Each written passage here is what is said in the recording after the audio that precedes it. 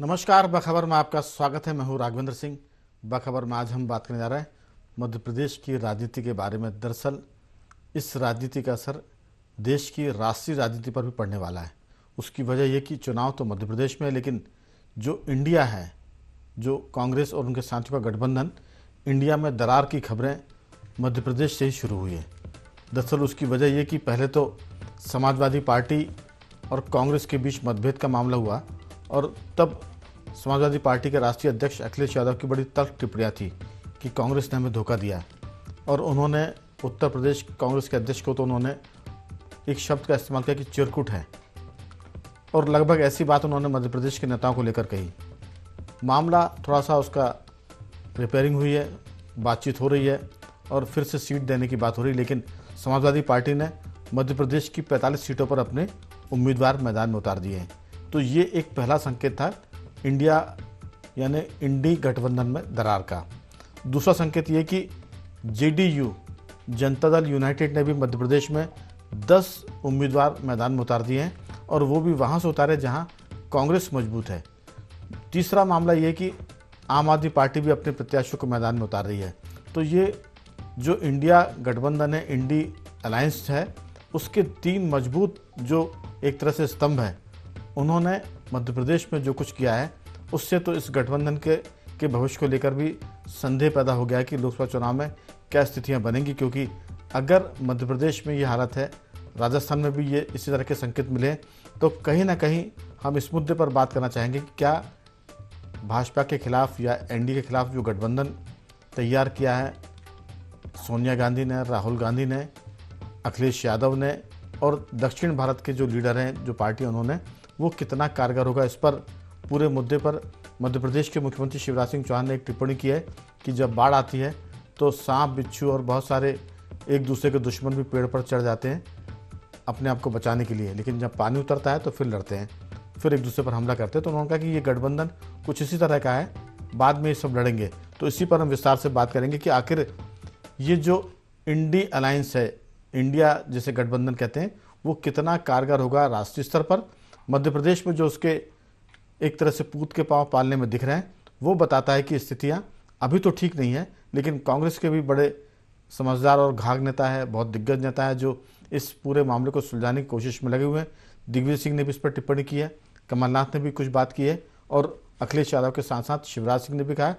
तो चर्चा के बीच में हम इन चारों नेताओं के बारे में जरूर सुनना चाहेंगे कि आखिर इनकी टिप्पणियाँ क्या है। लेकिन उसके पहले मैं आपको बता दूं कि हमारे साथ चर्चा के लिए हमारे स्टूडियो में मौजूद है मध्य प्रदेश के वरिष्ठ पत्रकार श्री योगीराज योगेश जी।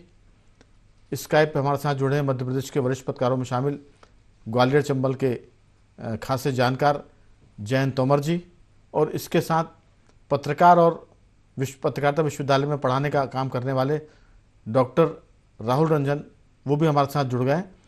तीनों का बहुत बहुत स्वागत है। राहुल जी से अभी थोड़ी सी तकनीकी दिक्कत है तो उनसे बातचीत नहीं हो पा रही, लेकिन जल्दी वो जुड़ेंगे। चर्चा की शुरुआत योगीराज जी आपके साथ करना चाहेंगे कि ये जो सारा मामला है, बहुत शोर सुनते थे एकता का, लेकिन अभी तो एक शेर है कि बहुत शोर सुनते थे दिल का, जब काटा तो कतराए खून निकला। अभी तो मध्य प्रदेश के बारे में, राजस्थान के बारे में जो स्थितियां बन रही है, वो शोर ही शोर दिख रहा है। अगर गठबंधन सफल हुआ तो भाजपा को चुनौती मिल सकती है, और गठबंधन सफल नहीं हुआ तो फिर राष्ट्रीय स्तर पर 2024 में जो चुनाव होने जा रहा है लोकसभा का, उसमें क्या स्थिति बनेगी, उस पर भी आप चाहें तो टिप्पणी करें। लेकिन अभी तो मध्य प्रदेश में समाजवादी पार्टी ने 45 उम्मीदवार घोषित कर दिए हैं, जेडीयू ने यानी जनता दल यूनाइटेड ने 10 उम्मीदवार घोषित कर दिए हैं। अभी आम आदमी पार्टी ने गैर बदले नहीं है, वो भी खाता खोलना शुरू कर रहे हैं। तो क्या स्थिति बनती है, क्योंकि एक चीज़ इसमें और जुड़ूंगा मैं, एक और अलायंस बन रहा था मध्य प्रदेश में, वो था ये ओबीसी की पार्टी जो है, वो मध्य प्रदेश के 10-12 बहुत छोटे छोटे दलों के साथ बातचीत कर रही थी चुनाव की घोषणा के पहले। उसमें आदिवासी भी थे, अल्पसंख्यक वर्ग भी था, और ऐसे अनाम दल जिनके पास आधा % वोट हो सकते हैं, 0.2% वोट हो सकते हैं, 1% वोट हो सकता है, उनको मिलाकर भी वो गठबंधन की बातें कर रहे थे। तो अभी ओबीसी की पार्टी भी मैदान में आनी बाकी है। आपकी राय? देखिए राघवेंद्र जी, आजकल चुनाव जो हैं पॉलिटिकल पार्टीज़ की नूरा कुश्ती का एक मंच हो गए, और इसमें जो बड़े दल हैं वो तो ठीक है, चुनाव के दौरान आप देखिए कई नए दल भी अचानक प्रकट हो जाते हैं, और जिनका आप जैसे एक किस्म से वो धंधा हो गया है, राजनीति में दल बनाना भी बिजनेस हो गया है। नहीं, और इसके एक बार अपन ने इस पर डिबेट भी की थी कि लोग छोटे छोटे दल बना लेते हैं, लेकिन उनको फिर चंदा किस मोड से मिलता है जी। ये हम सब जानते हैं, और इसलिए दलों का गठन बहुत जल्दी हो जाता है चुनाव के समय, क्योंकि उनको दूसरे स्वार्थ उसमें समाहित रहते हैं और आर्थिक लाभ भी उसमें निहित रहते हैं। इन दलों के बहाने उनको चंदा मिलने लगता है। खैर ये अलग बात है, लेकिन जो एक महत्वपूर्ण बात मध्य प्रदेश में जो आप इंडी गठबंधन की आप बात कर रहे हैं, इंडी गठबंधन की हवा सबसे ज़्यादा तो मध्य प्रदेश में ही निकली, और वो तब निकली जब इंडिया गठबंधन की पहली रैली मध्य प्रदेश में होने वाली थी जी। और उस रैली को कमलनाथ जी ने पलीता लगा दिया, और वो रैली का को पर ब्रेक लगाने का एक बहुत बड़ा कारण ये था कि उस दौरान एक आपने सनातन को लेकर बयान सुने थे स्टालिन और दक्षिण के नेताओं के। जी। तो कमलनाथ जी ने ये कहा कि भैया हमारे मध्य प्रदेश में भी चुनाव है, और आप ये सनातन वनातन आप तो दक्षिण में कर रहे हैं, वहाँ तो कोई चुनाव है नहीं जी। और यहाँ सीधा सीधा उसका असर पड़ेगा, इसलिए आप अपनी रैली वैली बाद में करना। उन्होंने क्लियर कट मना कर दिया, मतलब जो उनका पहला जो स्टेप था मध्य प्रदेश में जी। वो उन्होंने कमलनाथ जी ने पंचर कर दिया। अब दूसरी बात, अभी जब अखिलेश यादव अभी आए 2-4 दिन पहले मध्य प्रदेश, और इंडिया गठबंधन को लेकर भी उनसे जब बातचीत हुई इंडी गठबंधन को लेकर, तो अखिलेश यादव ने तो सीधे सीधे आरोप लगाया कि मुझे रात भर बिठाए रखा इन लोगों ने, दिग्विजय सिंह जी और कमलनाथ जी ने, और सुबह फिर कह दिया कोई गठबंधन नहीं। तो कम से कम इतनी बुरी स्थिति इंडी गठबंधन की मेरे ख्याल से देश में कहीं नहीं हुई कि किसी को आप वेट भी कराएं और फिर बाद में मालूम पड़ता है उसे कह दिया जाएगा आपसे कोई गठबंधन नहीं। अखिलेश जी ने यह भी कहा कि नहीं, पहले बोलते थे तो मैं रुकते ही नहीं जी। तो मतलब इस स्तर पर ये आ गई है, और इसके जड़ में बात यही है कि कोई भी अपना पैसेज किसी दूसरे को ऐसे नहीं देना चाहता। जी।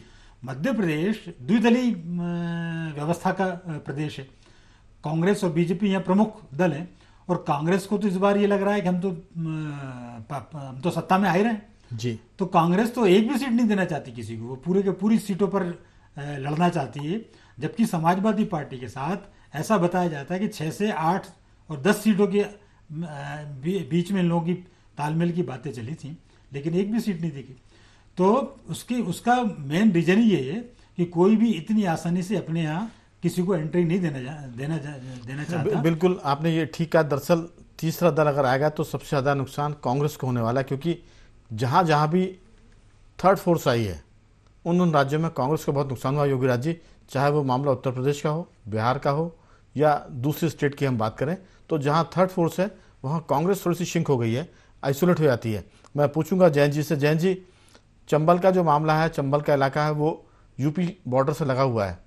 हम चाहे ग्वालियर झांसी की बात कर लें, और ग्वालियर झांसी से जो बुंदेलखंड में मध्य प्रदेश का इलाका लगता है, वहाँ तो यादव परिवार के एक ही लीडर के 2 लोगों को टिकट वहाँ दिया गया है, बेटी को भी टिकट दिया है और उनकी पत्नी को भी टिकट दिया है।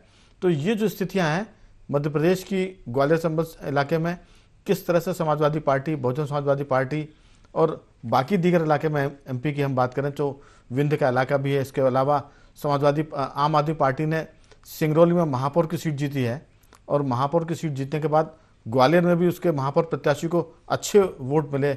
वो जो उसको मत मिले हैं उससे आम आदमी पार्टी बहुत उत्साहित है, और वो इस इंडिया गठबंधन के साथ साथ अपनी भी राजनीति करना चाहती है।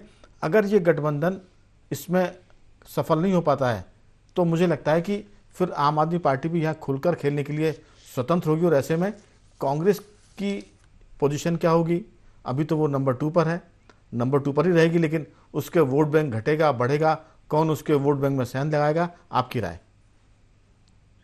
जी राघवेंद्र जी, जैसा आपने बताया और योगीराज जी ने तो बहुत साफ शब्दों में कहा कि कांग्रेस किसी भी राजनीतिक दल को मध्य प्रदेश में स्पेस नहीं देना चाहती, वो जगह नहीं देना चाहती है।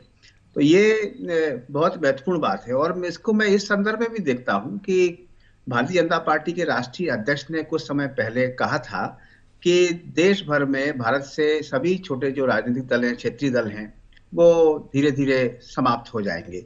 अब समाप्त हो जाएंगे कि समाप्त कर दिए जाएंगे, ये अलग बात है, लेकिन कमोवेश यही प्रवृत्ति, यही नियति कांग्रेस की भी रही है लंबे समय तक। जी जहां जो दल उभरे उसने कांग्रेस ने किसी न किसी प्रकार से उन दलों को खत्म करने का प्रयास किया है।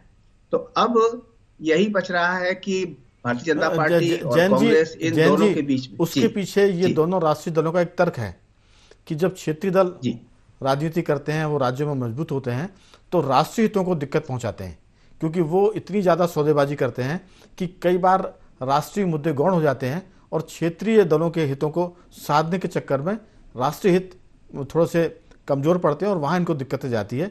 ये वैसे हमने देखा भी है कि स्थानीय जो दल होते हैं वो उनको लगता है कि बस जो हमारा राज्य है वही पूरा देश है, इसी को सब कुछ कर दीजिए, बाकी मैं एक शब्द का कहूँगा, बाकी चाहे देश भाड़ में जाए कोई उनको दिक्कत नहीं होती। जी जी बिल्कुल ठीक बात है। ये बात तो रही है, और जो क्षेत्रीय दल हैं, छोटे दल हैं, उनमें कई बार इस तरह की संकीर्ण धारणाएं देखी गई हैं और उस तरह की चीजों को उन्होंने आगे बढ़ाया है। ये बिल्कुल ठीक बात है। जी लेकिन भारत बहुदलीय व्यवस्था का देश है, और उसमें अगर विचार कोई है तो विचार तो आगे बढ़ाया जा सकता है, बिल्कुल बिल्कुल। बशर्ते राष्ट्रीय जो हित है वो प्रभावित नहीं हो। अब मैं इसमें आप मध्य बहुत प्रदेश। माफी के साथ जी दोबारा इंटरप्ट कर रहा हूं आपको।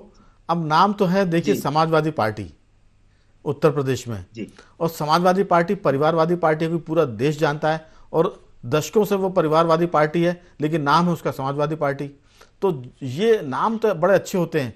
आप और हम ये कह रहे हैं कि बहुदलीय व्यवस्था होनी चाहिए, हर एक को अपने चीज़ों को बातों को कहने का अधिकार होना चाहिए, लेकिन लोग अच्छी बातें कर कर तो आते हैं मैदान में, लेकिन करने लगते हैं वो उल्टे सुलटे काम। इसमें एक लाइन जोड़ूंगा मैं कि आदमी, बदमाश आदमी, गुंडा आदमी, डकैत भी बात तो अच्छी करता है, लेकिन हमेशा उसके कर्म जो होते हैं वो बताते हैं कि उनका मतलब क्या है और वो करना क्या चाहते हैं। जी यही दुर्भाग्यपूर्ण स्थिति है। समाजवादी पार्टी ने भी ठीक वही किया जिसकी बात आप कर रहे हैं, और उसने भारत में जो समाजवाद का जो एक छवि थी उसको पूरी तरह से धूमिल करने का काम किया है। इसमें कोई तो राय नहीं है। परिवारवाद तो उत्तर प्रदेश में मुलायम सिंह जी तो अब नहीं है, लेकिन जिस तरह से परिवारवाद और जिस तरह से उन्होंने अपने ही समुदाय को आगे बढ़ाने का काम किया है, और वही अगर समाजवाद है तो फिर उस पर सोचना पड़ेगा। ये है कि मध्य प्रदेश में अगर हम लोग बात करें जी तो निश्चित रूप से वो स्पेस कांग्रेस नहीं देना चाहती है, और जिस तरह का प्रकरण समाजवादी पार्टी के साथ हुआ है उससे समझ में आ सकता है कि किस तरह से ये जो इंडी गठबंधन है इसकी जो भी बुनियादी उसूल रहे हों बंबई के अधिवेशन में, और वो किस तरह से यहाँ दरकते हुए नजर आए।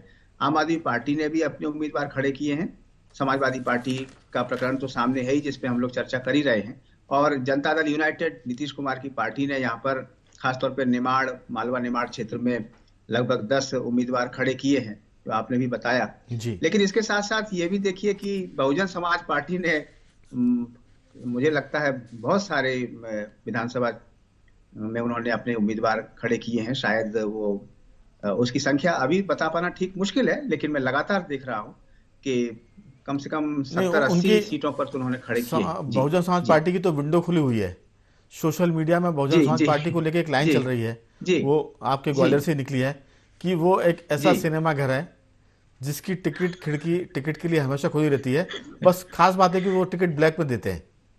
ये बीएसपी के बारे में कहा जाता है। और मैं इसमें एक चीज़ और जोड़ूंगा अखिलेश यादव का, चूंकि आपने जिक्र किया था। अखिलेश यादव ने जो मध्य प्रदेश में गठबंधन नहीं होने की स्थिति में जो बातें की थी, वो एक राष्ट्रीय दल के माने अध्यक्ष के नाते, उनकी पार्टी के वो राष्ट्रीय अध्यक्ष हैं, बड़े निचले स्तर की थी। जैसे मैंने शुरुआत में कहा था कि उन्होंने उत्तर प्रदेश कांग्रेस के अध्यक्ष को चिरकुट कहा, और जो उनकी भाषा थी वो ऐसी थी जैसे कोई आदमी कहता है कि मेरे मोहल्ले माना तब मैं तुमसे देख लूंगा, निपट लूंगा। तो जो भाषा है वो क्षेत्रीय दल है तो क्या आप कुछ भी बोलेंगे। स्टालिन सनातन को खत्म करने की बात कर रहे हैं, अखिलेश यादव कांग्रेस को धमका रहे हैं। अरे भाई गठबंधन नहीं हुआ तो ना होने दीजिए, आप अपना रास्ता ढूंढिए और अपने इलेक्शन लड़िए, लेकिन भाषा का जो मर्यादा है वो भी ये क्षेत्रीय दल और राष्ट्रीय दल के कुछ नेता जो हैं वो हल्का करते हैं। जी बिल्कुल, भाषा की मर्यादा तो रखनी ही चाहिए, और अखिलेश से इसलिए भी उम्मीद करते हैं कि वो एक अच्छे स्कूल में पढ़े हैं, फिर ऑस्ट्रेलिया में विदेश में पढ़े हैं, तो उन्हें ये पता होना चाहिए कि चिरकुट को किस संदर्भ में हिंदी पट्टी के लोग लेते हैं। तो ये जो भाषा की गरिमा और मर्यादा है इसे उन्हें जरूर सीखना चाहिए, और भाषा से ही बात बनती और बिगड़ती है, ये बात सभी को समझनी चाहिए। लेकिन लेकिन फिलहाल मध्य प्रदेश में जी जो स्थिति अब बनी है, जिस तरह से लगभग सभी दलों ने अपने उम्मीदवार उतार दिए हैं, उससे नुकसान तो अंततः कांग्रेस को ही होने जा रहा है जी हर तरीके से। बिल्कुल। अब ये कांग्रेस को अब समझना पड़ेगा कि अब अगर गठबंधन की राजनीति उसे करनी है और अगर उसे अपनी क्षमता को वापस लाना है, तो निश्चित रूप से जिनके साथ उसने गठबंधन किया है, जिसके साथ तालमेल किया है, उन शर्तों का और उन नियमों का उसे ध्यान रखना ही पड़ेगा। अब गठबंधन की जहाँ तक बात है उसमें दरार दिख रही है पिछले दिनों। तो मैं राहुल जी से पूछूंगा, हमारे साथ वरिष्ठ पत्रकार राहुल रंजन भी जुड़ गए। राहुल जी, स्वागत है आपका। जी गठबंधन में तो दरारें दिख रही हैं, लेकिन कांग्रेस के भीतर भी जो लीडर हैं, अब दो ही लीडर हैं जो कांग्रेस को चला रहा है मध्य प्रदेश में, कमलनाथ जी और दिग्विजय सिंह जी। उनके भीतर भी पिछले दिनों दरार की खबरें आ रही थी। तो गठबंधन की दरारों को तो आप सीमेंट गारे से मैंने इसको बंद कर सकते हैं, लेकिन जो भीतर दरारें पड़ रही हैं वो भी संकट की स्थिति के संकेत देती है आने वाले दिनों में। क्योंकि मध्य प्रदेश में कांग्रेस के भीतर सबसे मजबूत अगर कार्यकर्ताओं के बीच किसी की पकड़ है तो उनका नाम दिग्विजय सिंह है। सब जानते हैं कि कमलनाथ बहुत वरिष्ठ हैं, वो मैनेजमेंट के मास्टर हैं, लेकिन फील्ड के मास्टर तो मध्य प्रदेश में दिग्विजय सिंह है। लेकिन कमलनाथ के हमके कुछ नेताओं से उनकी अनबन है और मामला बहुत ही जिसे कहते हैं कि गंभीर दौर में चला गया है। तो वो भी आने वाले दिनों में खबरें बनेंगी जरूर, और लोग इस पर भी बात करेंगे कि कांग्रेस के भीतर कमलनाथ और दिग्विजय में जो दरार है उसका क्या इलाज किया जाए। राहुल जी, मध्य प्रदेश में जो इंडिया गठबंधन है, इंडिया अलायंस है, उसमें दरार की खबरें हैं, और वो खबरें इस लेवल की हैं कि अब जनता दल यूनाइटेड ने भी अपने 10 उम्मीदवार उन जगह से खड़े कर दिए जहां कांग्रेस मजबूत है। समाजवादी पार्टी ने तो 45 प्रत्याशी कोसते हुए, पानी पी कर कोसते हुए कांग्रेस के खिलाफ खड़े कर दिए हैं। आम आदमी पार्टी भी तैयारी कर रही है, उसने भी घोषणा शुरू कर दी है। आपको लगता है कि चुनाव के पहले ये दरारें कितना नुकसान पहुंचाएंगी कांग्रेस को और कितना फायदा पहुंचा सकती है भाजपा को? राघवेंद्र जी, क्या है कि इन दरारों को आप सीमेंट गाड़े से भर नहीं सकते, क्योंकि ये दिल की चोटें हैं। ये हर राजनेता महत्वाकांक्षी होता है। और जहां तक बात करें आप छोटे राजनीतिक दलों की या क्षेत्रीय राजनीतिक दलों की बात करते हैं, ये क्षेत्रीय राजनीतिक दल जितने भी हैं, छोटे छोटे बने हुए हैं जो स्टेट में अपनी राजनीति करते हैं, इनकी महत्वाकांक्षाएं बहुत ज्यादा हैं, क्योंकि ये एक क्षेत्र में, एक राज्य में बैठ करके काम करते हैं। चाहे अखिलेश यादव हो, मायावती हो या केजरीवाल जी हो, ये तमाम लोग जो हैं, जो छोटी छोटी राजनीतिक दलों के हैं, इन लोगों को कहीं ना कहीं आगे जाकर के बढ़ना है। और ये राष्ट्रीय स्तर की राजनीति की बात नहीं करते हैं, ये छोटे छोटे स्तर पर बात करते हैं। राहुल जी, दरअसल उनको अपना राज्य, अपना देश लगता है। वो सोचते हैं कि बस ये राज्य हमारा देश है, बाकी जो पड़ोसी राज्य हैं वो विदेश हैं, वहां कुछ भी उल्टा पुल्टा होता रहा, कोई मतलब नहीं है। हमारी मांगे पूरी हो, चाहे जो मजबूरी हो। गठबंधन का धर्म का पालन, मुझे लगता है कि नरसिम्हा राव जी के बाद अटल बिहारी वाजपेयी जी ने इसका पालन किया था, और 10 साल तक मनमोहन सिंह ने भी, वो चूंकि खामोश ज़्यादा अख्तियार करते थे, उस वजह से उन्होंने चलाया। बाकी तो अब गठबंधन का धर्म ऐसा होगा कि वहाँ लोग अब धमकियाँ देते हैं, ब्लैकमेल करते हैं, जो उसकी भाषा है, जिस भाषा का हम उल्लेख कर रहे थे कि किस तरह से कई बार ममता बनर्जी भी और कई बार अखिलेश यादव भी और लालू यादव जिस तरह की भाषा का इस्तेमाल करते हैं। इवन अब तो जिस तरह से आम आदमी पार्टी के राष्ट्रीय अध्यक्ष केजरीवाल जी भी जो बात करते हैं, वो डराने की, धमकाने की ज़्यादा होती है। और इसलिए मुझे लगता है कि जो राष्ट्रीय स्तर की पार्टियां वो थोड़ा सा परहेज भी करती हैं, और कोई भी नहीं चाहता कि हम अपना स्पेस दूसरे को दो। इतना बड़ा दिल किसी का भी नहीं रखता। आपकी राय?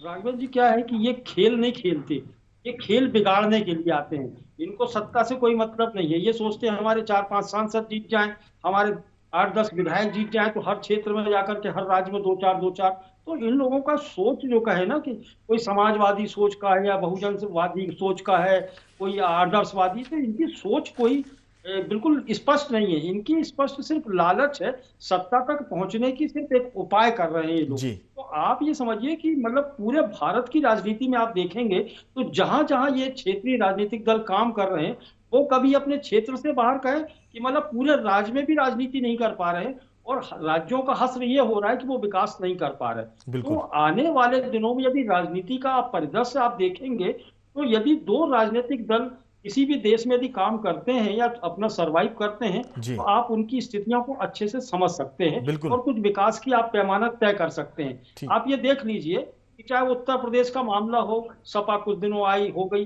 अखिलेश यादव के बयानों को आप देख रहे हो, मुख्यमंत्री रहने के बाद कोई व्यक्ति इस तरीके से बचकानी बयान देगा और जिस तरीके की भाषा शैली इस्तेमाल करेगा, ये अपेक्षा कभी भी राजनीति में करी, मतलब ये संदेश क्या देना चाह रहे हैं, यही समझ में नहीं आ रहा। या तो अखिलेश यादव नहीं समझ पाए, या केजरीवाल नहीं समझ पाए, या मायावती नहीं समझ पाई।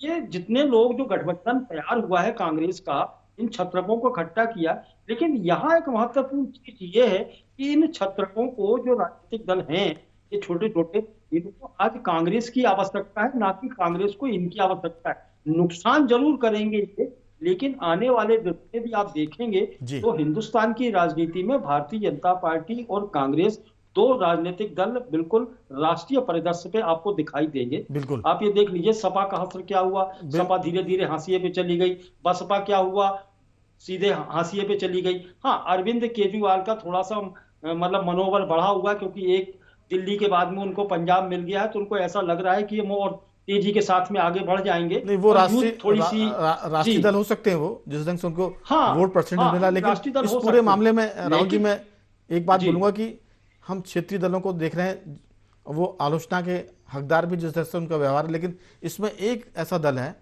जनता दल बिजू पटनायक, उड़ीसा के मुख्यमंत्री नवीन पटनायक, वो बहुत खामोशी के साथ साइलेंटली काम कर रहे हैं, विवादों में नहीं पड़ते उनकी।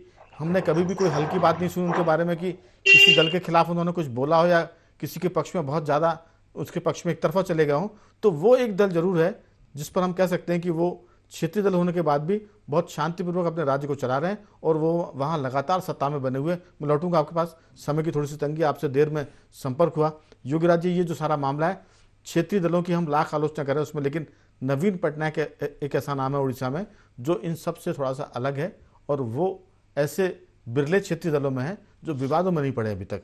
बाकी तो चाहे जनता दल लालू की बात कर लें, अखिलेश यादव की बात कर लें, ममता बनर्जी की बात कर लें, हम केजरीवाल जी की बात कर लें, ये सब इतने ज़्यादा बड़बोले हैं कई बार कि ना तो ये भाषा का ध्यान रखते, ना ये गठबंधन धर्म का ध्यान रखते, और ना फिर ये जाति, धर्म और क्षेत्र का ध्यान रखते। आपकी राय? मध्य प्रदेश का मामला था, लेकिन हम राष्ट्रीय स्तर पर चले गए। थोड़ा सा फोकस करिए कि मध्य प्रदेश में क्या स्थिति बन रही। मैं जरूर थोड़ा सा समय लूंगा, तीनों मेहमानों का सुन लेते हैं, समय उनको भी देना, क्योंकि कमलनाथ, दिग्विजय सिंह और अखिलेश यादव और शिवराज जी ने क्या कहा है, तो हमारी चर्चा में वो चीज़ें आ जाएं जिसको लेकर हम चर्चा कर रहे हैं। सुन लेते हैं इन चारों नेताओं की बातचीत।